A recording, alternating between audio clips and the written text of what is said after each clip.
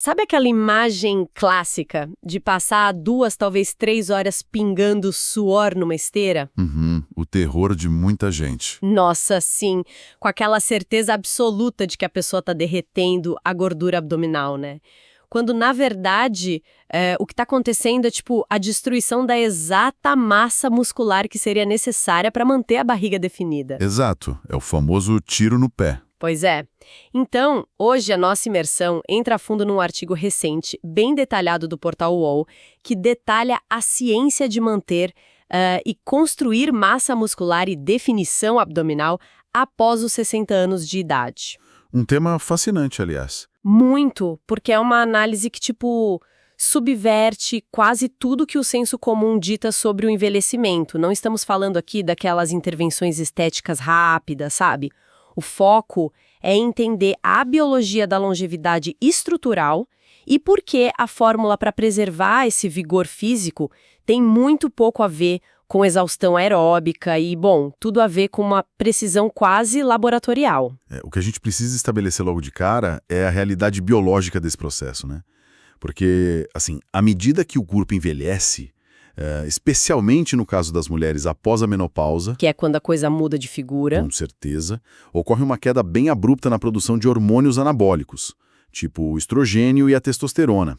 E isso acelera uma condição chamada sarcopenia, que é basicamente a perda natural e progressiva de massa e de força muscular. Entendi. Então, o ambiente interno do organismo, ele passa a favorecer o catabolismo, ou seja, a quebra de tecidos em vez da construção. E, tipo, mostrar que o corpo ainda pode reverter esse quadro e hipertrofiar aos 60 anos é um atestado absurdo da resiliência humana. Mas as margens de erro que existiam lá aos 20 anos, Aquelas que a gente comia qualquer coisa e estava tudo bem, né? pois é, elas simplesmente desaparecem. O estímulo agora precisa ser muito cirúrgico. Sabe, eu fiquei pensando aqui, e eu gosto de visualizar o corpo nessa fase tipo um carro clássico de altíssimo desempenho, Boa analogia. né? Porque, pensa bem, um carro desses ainda tem um motor potente, pode cruzar as estradas perfeitamente, ter aquele visual impressionante, mas a manutenção muda completamente. Uhum. Para um carro 0 km, qualquer lavagem rápida, um óleo genérico ali na esquina, servem. Já o modelo clássico, ele exige uma calibragem mecânica muito específica, um entendimento profundo das engrenagens. Totalmente. Então, não basta simplesmente colocar na rua e acelerar de qualquer jeito. E traduzindo para o nosso tema, não basta entrar na academia e fazer qualquer exercício aleatório até cansar. É preciso muita intenção e, tipo, ir para a oficina correta. Então, vamos destrinchar isso. Vamos lá. E essa oficina, de acordo com os dados apresentados no artigo, ela atende pelo nome de treinamento de força progressivo. A boa e velha musculação pesada. O terror de muita gente de novo. Ah, sim, mas o artigo é bem taxativo ao colocar o levantamento de peso regular como uma fundação, sabe, inegociável. Inegociável, né? Isso. Para combater sarcopenia, o corpo precisa de um estresse mecânico que ultrapasse o limiar de adaptação que a pessoa tem no momento. Então, aquele pezinho colorido de 1 quilo não resolve. Não, infelizmente não.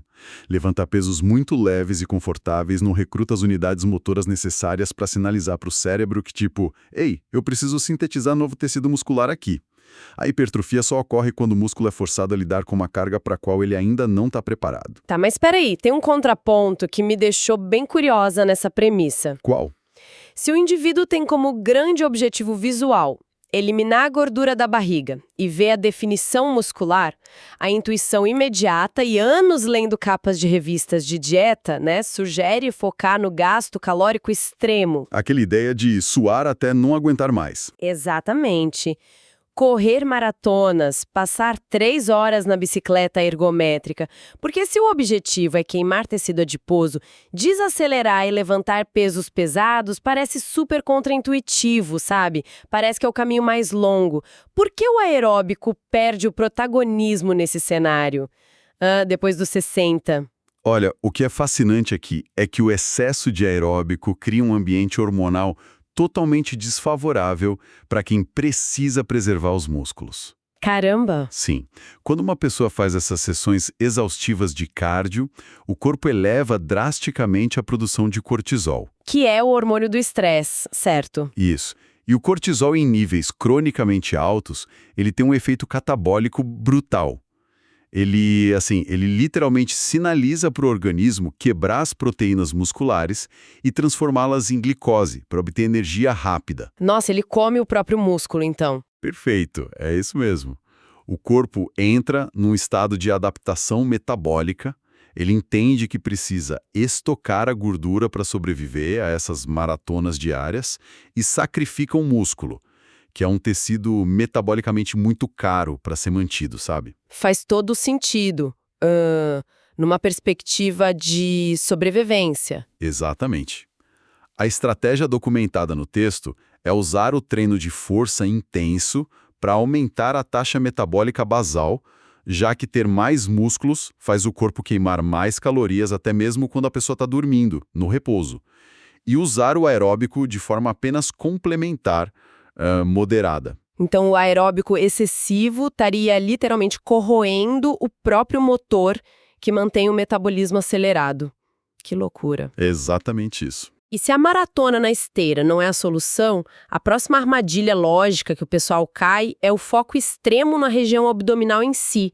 Aquela crença antiga de que fazer 1000 repetições de abdominais por dia é o que vai finalmente trincar a barriga. Esse é um dos mitos biomecânicos mais persistentes que o texto desconstrói, com certeza. Sério? 1000 não ajudam? Não, porque o movimento clássico de abdominal, aquele de deitar e levantar o tronco, ele é focado só na flexão da coluna. E isso é altamente ineficiente para a proposta de definição estrutural.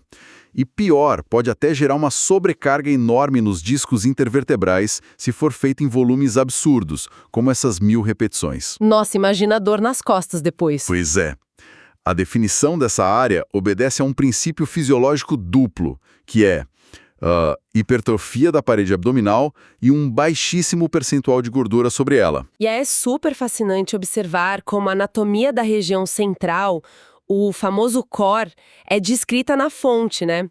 Porque a gente não tá falando só do músculo reto abdominal, que é aquela parte visível na frente do corpo, os gominhos. Isso, os gominhos tinham só a ponta do iceberg. Exato.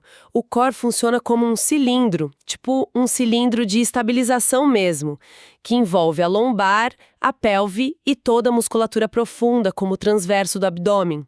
É um cinturão de força projetado para estabilizar a coluna e transferir potência, e não apenas para dobrar o tronco para frente e para trás repetidamente. Exato. E a aplicação prática que a matéria sugere reflete muito bem essa função estabilizadora. A recomendação central recai sobre os exercícios isométricos, sabe? Com um destaque enorme para a prancha. A famosa e temida prancha. 1 minuto parece 1 hora. Com certeza, hein? Mas é porque durante uma prancha não há um movimento articular visível, mas existe uma tensão profunda e constante, obrigando todos os músculos do core a trabalharem juntos contra a gravidade. Uhum. E essa tensão isométrica é o que cria a densidade muscular de verdade. E a indicação do artigo é realizar esse estímulo em dias alternados, para permitir a recuperação, né?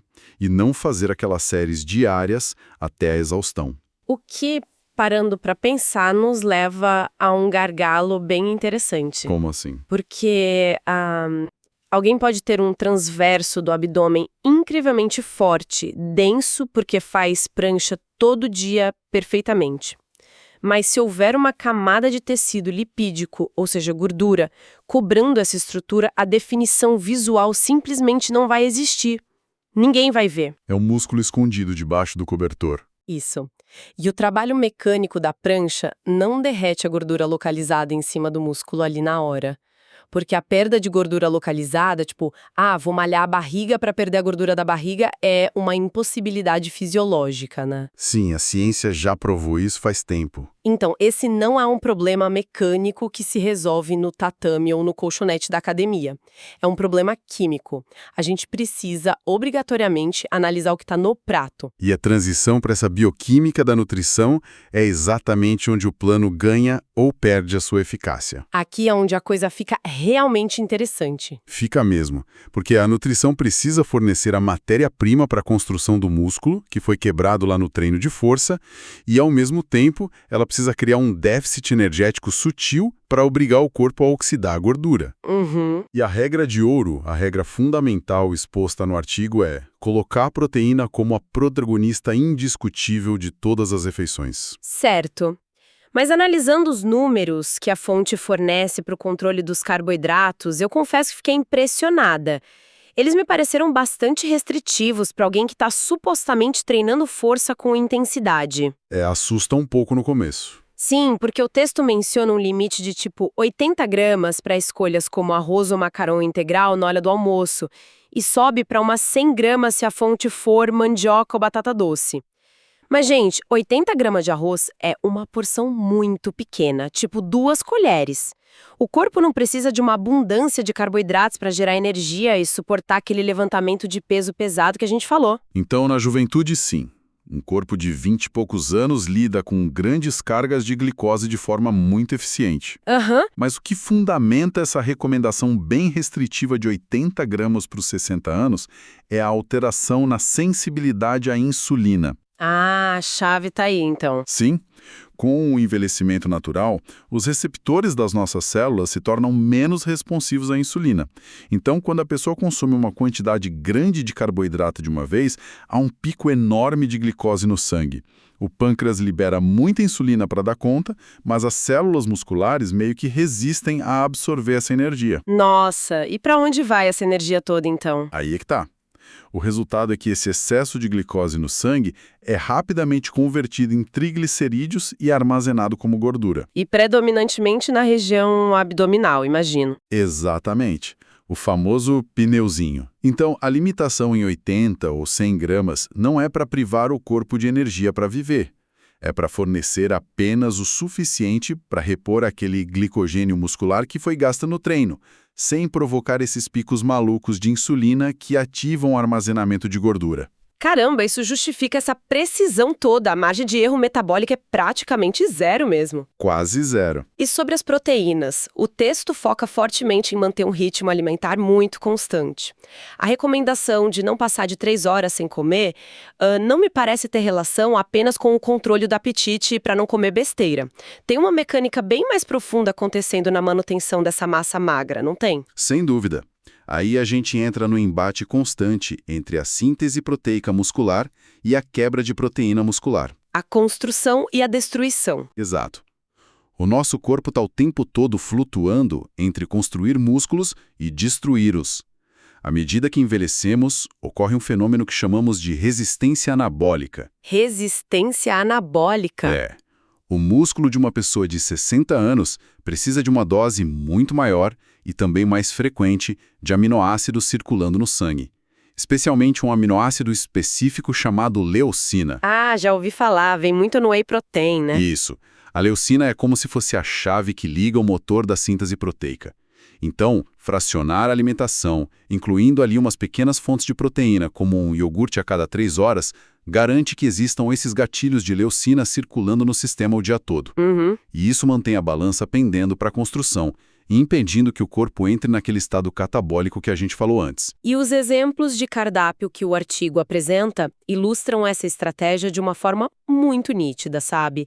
E sem dar qualquer sensação de privação extrema, desde que as proporções sejam respeitadas, claro. Sim, ninguém passa fome se fizer direito. O de jejum que eles mostram é super volumoso, contempla ali ovos inteiros, queijo cota de sem lactose, uma porção controlada de fruta, aveia. Aí o pós-treino é puramente funcional, unindo a proteína de rápida absorção, que é o whey protein, com a batata doce bem medida. Perfeito para dar aquele pico necessário na hora certa. Exato. E o jantar assume um papel super crítico de contenção. A estratégia para o período noturno foca puramente em leveza, sabe?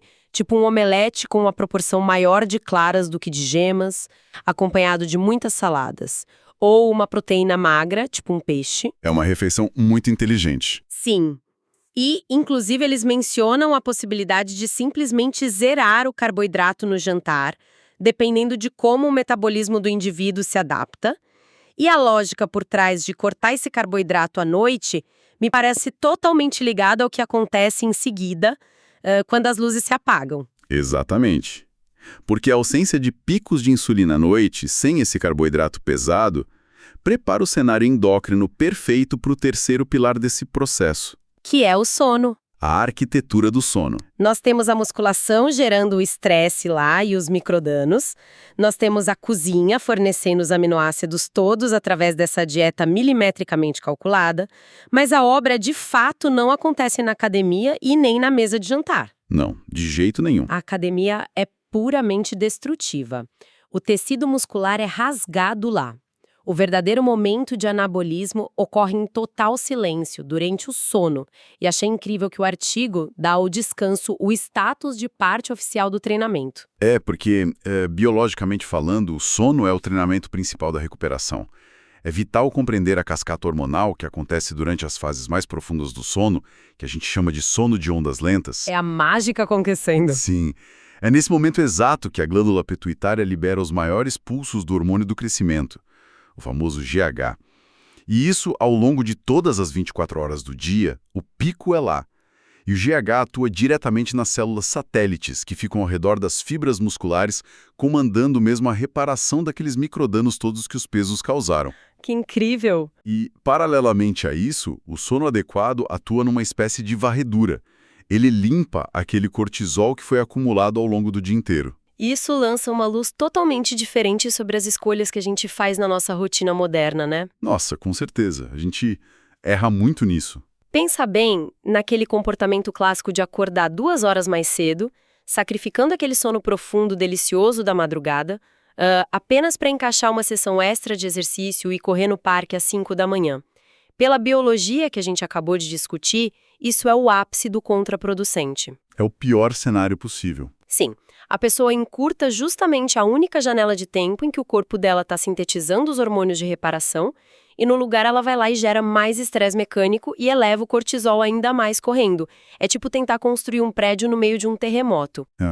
Eu diria que é o equivalente a rasgar o projeto no meio da obra. Quando as horas de sono são negligenciadas, a sensibilidade à insulina despenca no dia seguinte de uma forma absurda, o que desregula todos os hormônios da fome, como a grelina e a leptina. Ai, por isso que a gente acorda morto de fome depois de dormir mal? Exatamente. O indivíduo acorda não apenas num estado catabólico, já perdendo o músculo que ele treinou tão arduamente para ganhar, mas também com uma sinalização química intensa do cérebro, pedindo para consumir carboidratos simples. Aquela vontade de comer um pão doce enorme. Isso. Aí todo aquele esforço mental de manter o almoço limitado a só 80 gramas de arroz integral vai por água abaixo. Porque a química cerebral, quando privada de sono, passa a exigir calorias de rápida absorção, como se fosse caso de vida ou morte. É uma sabotagem interna. Então, para o metabolismo que já passou dos 60 anos, o sono não é um luxo de jeito nenhum. É o modulador principal de toda a composição corporal. É uma tríade completamente interdependente mesmo. E o método que emerge dessas informações não tem nada a ver com essas dietas milagrosas da internet ou promessas de trinca em 30 dias, sabe? O que se desenha ali é um ecossistema.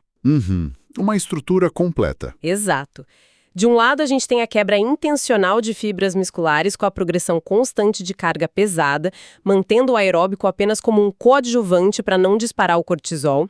No centro, tem toda a engenharia química do prato, superando essa resistência anabólica através do fracionamento super inteligente das proteínas e domando a resposta insulínica com limites severos, porém exatos para os carboidratos. Perfeito. E na base de tudo isso, sustentando o prédio inteiro, o respeito sagrado à arquitetura do sono, onde as verdadeiras transformações hipertróficas ocorrem.